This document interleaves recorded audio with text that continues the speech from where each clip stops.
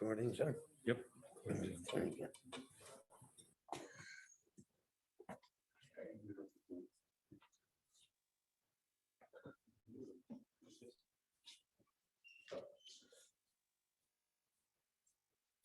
Erev Tov, everyone.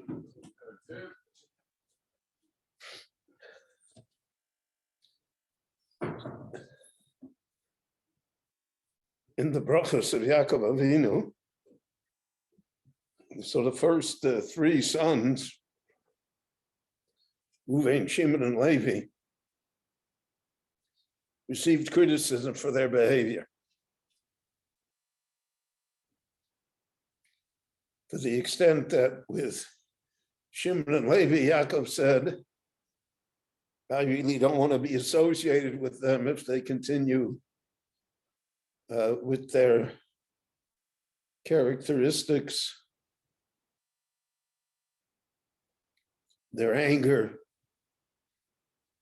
then I don't want to have anything to do with them. Very harsh father to a child, especially at the end of the father's life. So even though the Midrashim teach us that Yaakov in turn blessed each and every one of them and gave them brachot, but nevertheless the impression that is left regarding Reuven and Shimon and Levi is not a positive one. Then he proceeds to Yehuda. Yehuda ato yoducha achecha. Yehuda is a complete change of attitude. Your brothers will admire you. Miterev b'ni Olisa. From the incident, Miterev b'ni, most Meforshim interpret that to mean the sale of Yosef. Because Yehuda was the one that said not to kill him, but to sell him. So Olisa, you rose from that. And therefore, Yaakov gives Yehuda the blessing of Malchut Yisrael, of being the king, the leader of the people. And in fact, being the dominant tribe. And that's throughout Jewish history. The dominant tribes are Yehuda and Levi. The other tribes are less present and influential. And we are called on the name of Yehuda, Judaism, Jews.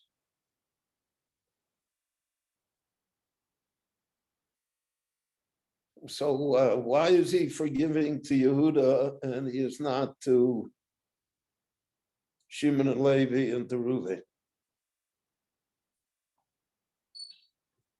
In the scale of things, I don't know, we could make a case that Yehuda is also not so worthy of a blessing.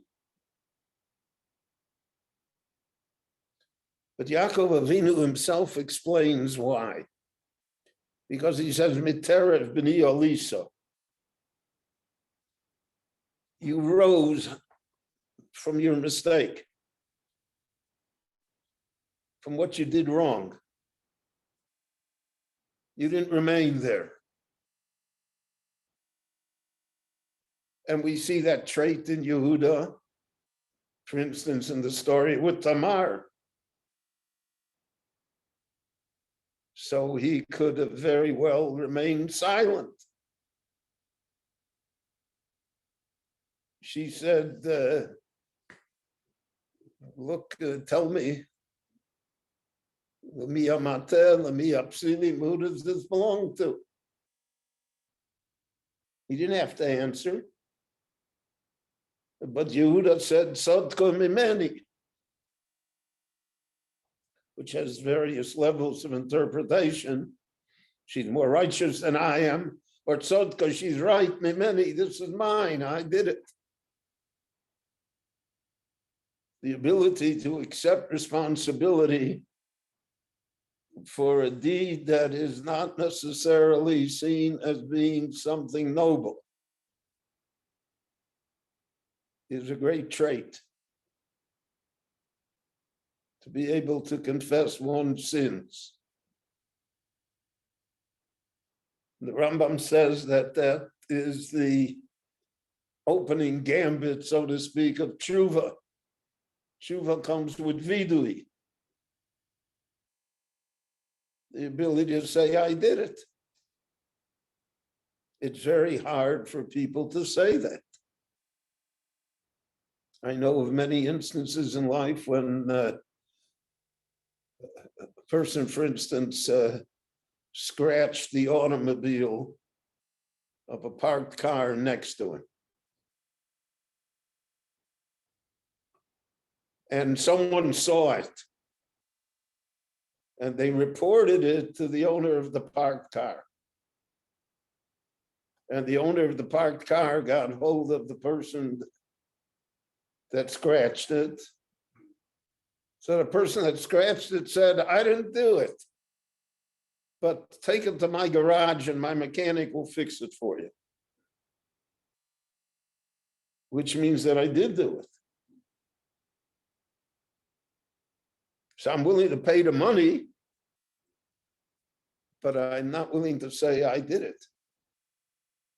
It's my fault.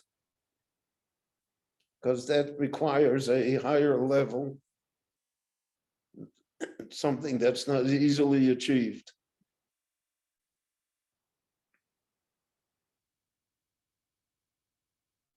And Yehuda is the one that rises above that.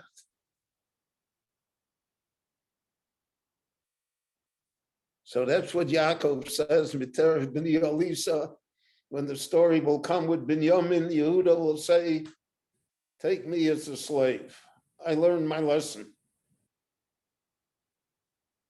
According to the Medrash, other of the brothers said that he's a Ganav, the son of a Ganav. His mother was a Ganav. She stole the Trophim from Lavan. And he stole the cupbearer. So if he did it, so let him remain here and we'll go home. And Yehuda says, no. That's Miterev b'ni Elisa. He's no longer willing to let his father undergo that pain. He realizes his mistake. And he also realizes that he realizes he had the power to save him. Because just as the brothers listened to him to sell him, they would have also listened to him to return him to his father. But then he didn't take the opportunity. And now he is willing to take the opportunity. He raises himself above that. And therefore, that is a sign of greatness. And that's the sign that a leader has to have. Because I'll say the famous idea that ein memanim mani galat tzibur Elohim kein yesh lo kupa shel shotzim al shichmo. You should not appoint a leader unless he has previous failures, not previous successes, previous failures. Because the test of life, to a great extent, is how does one react to failure? How does one react to reverses, to sad situations, to difficulties? That becomes the measure of a person. And so therefore, Chazal say you want to have Hamani Galat Tzibur, you want to have a leader. So then has he gone through the crucible of failure? because he made mistakes.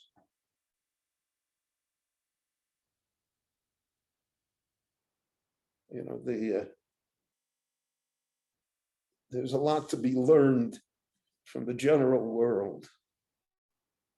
The Rebbe Shalom is present there as well.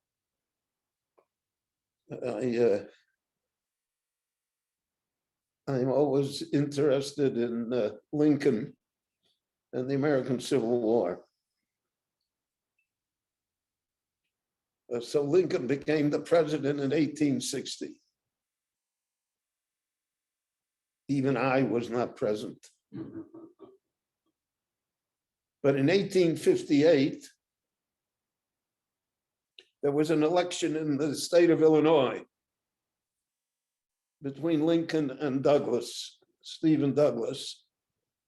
Douglas was a Democrat, Lincoln was a Republican, for the United States Senate. And there was a famous series of debates called the Lincoln-Douglas debates, for which we have a record, a verbatim record. It's absolutely fascinating. And Lincoln lost. Douglas beat him.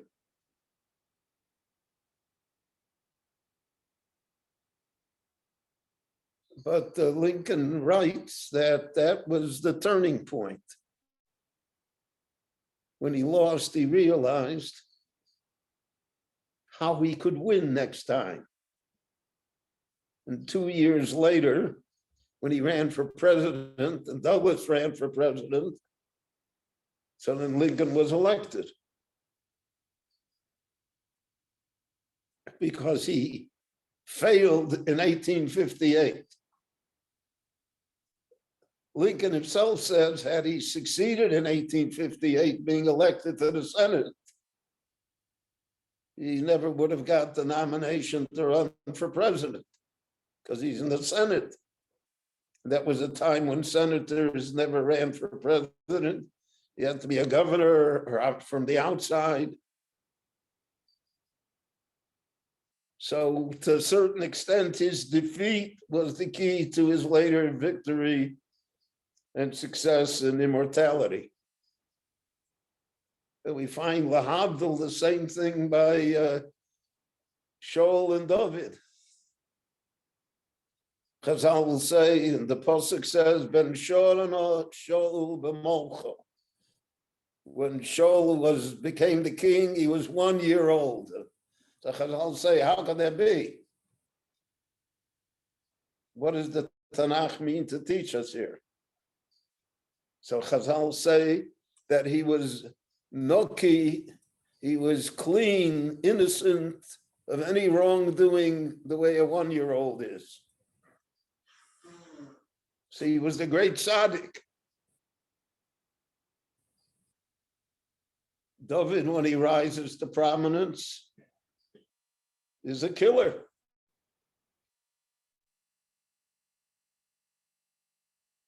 So one would think that to be the king of Israel, we would prefer a great pious person, a great tzaddik, over someone who has shed blood.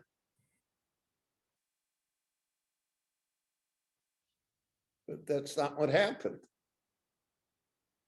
Heaven chose David. And the Malchus based David is the eternal Malchus of Klal Yisrael. Because he rose from the failure. He became greater from it. And he was able to admit error. And Shaul was not. So when the Navi Nosson comes to David and says, Ato ish, you're the one that I'm talking about, he immediately says, yes, chatosi, I see now I sinned. When Shmuel Hanavi comes to Shaul, Shaul has said, no, it's the people, they talked me into it, we did it l'shem shamayim, we wanted to bring korbanos.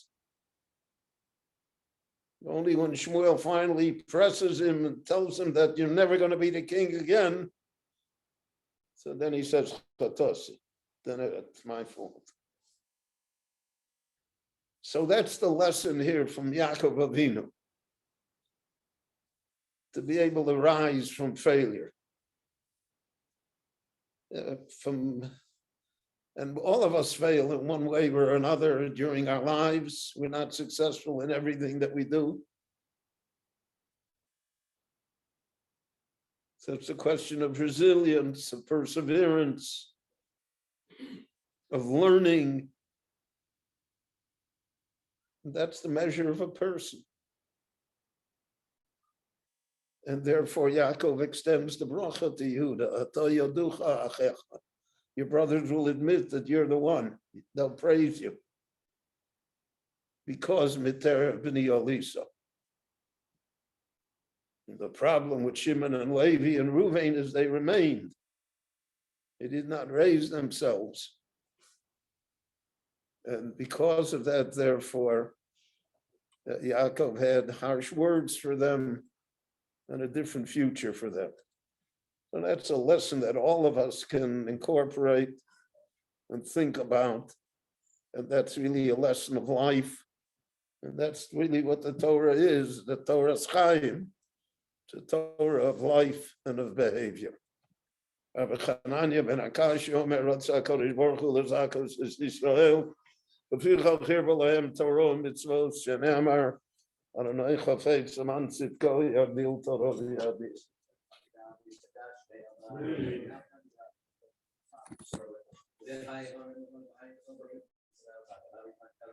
Amen.